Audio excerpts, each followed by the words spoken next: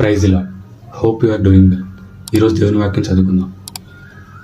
వారిలో ఒంటరి అయిన వాడు 1000 మంది ఎగును, ఎన్నికలేని వాడు బలమైన జనమగును. యెహోవాయగు నేను తన కాలమున ఈ కార్యమును త్వరపెట్టెదను.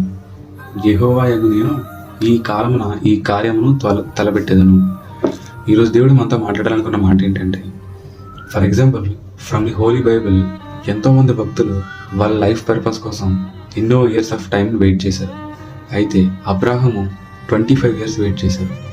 దావీదు మహారాజు 12 to 15 ఇయర్స్ ఆఫ్ టైంని వెయిట్ చేశారు.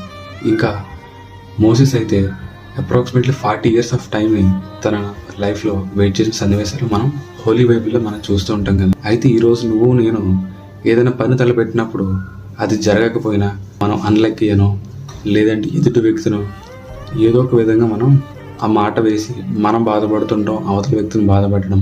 అయితే మన దేవుని వాక్యం మనకు సెలవిస్తుంది ఏంటంటే, యెహోవాయగు నేను తగిన కాలమున ఆ కార్యమును త్వరపెట్టెదను. He knows everything. దేవుడు మనకి ఏది ఏ టైంలో ఇవ్వాలనేది దేవుడికి తెలుసు. మనం కేవలం ఆయన యొక్క చేసే కార్యం కోసం మనం ఎదురు చూడటం ఎంతో మంచిది. To all my brothers and sister, ఈరోజు దేవుడు నీతో నాతో మాట్లాడుతున్న ఈ మాట ఏంటంటే, wait for his miracle in our life. Good things will take time.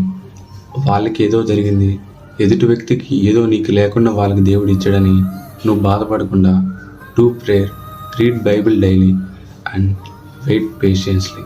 He will make you proud. God is only the way to get success in your life.